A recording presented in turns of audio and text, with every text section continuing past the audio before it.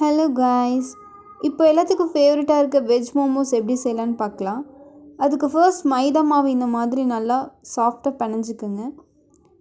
உள்ள ஸ்டஃபிங் வைக்கிறதுக்காக ஒரு பேனில் ஆயில் ஆட் பண்ணி ஜிஞ்சர் கார்லிக் பேஸ்ட்டு ஆட் பண்ணிக்கோங்க. அதுக்கப்புறம் சாப் பண்ணி வச்ச ஆனியன் ஆட் பண்ணிவிட்டு நல்லா ஃப்ரை பண்ணிக்கோங்க. ஸ்டஃபிங் ரெடி பண்ணுறதுக்காக கேரட், முட்டைக்கோஸ், குடமிளகாய், பீன்ஸ் எல்லாம் எடுத்துகிட்டு வெங்காயம் நல்லா வதங்கினதுக்கப்புறம் வெஜிடபிள்ஸ்லாம் ஆட் பண்ணி நல்லா ஃப்ரை பண்ணிக்கோங்க.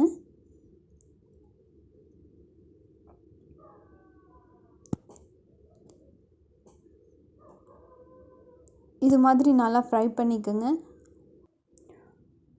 சால்ட், சீரக மிளகுத்தூள் ஆட் பண்ணி நல்லா ஃப்ரை பண்ணிக்கோங்க.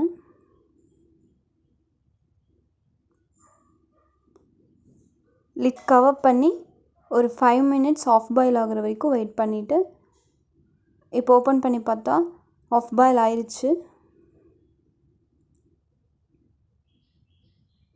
சைட் பை சைடு மாவு உருட்டிக்கலாம்.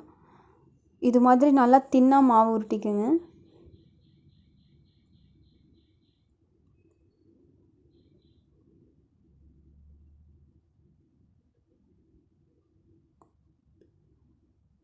உருட்டிட்டு சென்டரில் ஸ்டஃபிங் ஆட் பண்ணிக்கலாம்.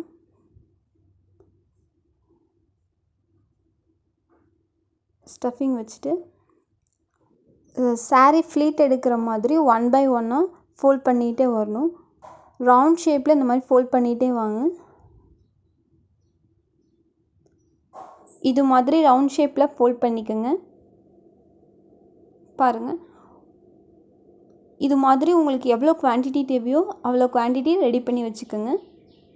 இப்போ இதை நம்ம ஸ்டீம் பண்ணி எடுத்துக்கலாம். அதுக்கு ஒரு இட்லி ஸ்டீம் எடுத்து வச்சுட்டு வாட்டர் ஆட் பண்ணிக்கோங்க.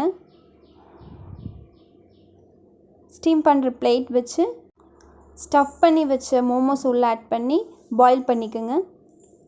10 மினிட்ஸ் பாயில் பண்ணால் போதும்.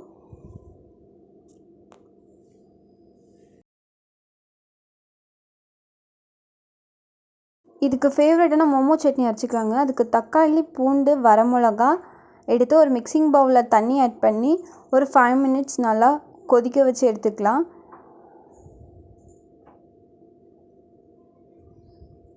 இது மாதிரி நல்லா கொதிஞ்சதுக்கப்புறம் ஒரு மிக்சிங் ஜார் எடுத்து அது சால்ட் ஆட் பண்ணி நல்லா பேஸ்ட் பண்ணிக்கலாம். பாருங்கள், மோமோஸ் சட்னி ரெடி ஆயிடுச்சு. நல்லா சாஃப்டான ஃப்ளஃபியான மோமோஸ் ரெடி ஆயிடுச்சு. Okay, bye guys. இந்த வீடியோ உங்களுக்கு பிடிச்சிருந்துச்சுன்னா லைக் பண்ணுங்கள், கமெண்ட் பண்ணுங்கள், ஷேர் பண்ணுங்கள். அப்படியே மறக்காமல் தேவி சமையலை சப்ஸ்கிரைப் பண்ணிவிட்டு பக்கத்தில் இருக்க பெல் ஐக்கானை கிளிக் பண்ணிவிட்டு ஆல் செலக்ட் பண்ணிக்கோங்க. அப்போ தான் நம்ம போடுற வீடியோ உடனே நோட்டிஃபிகேஷனில் காட்டும்.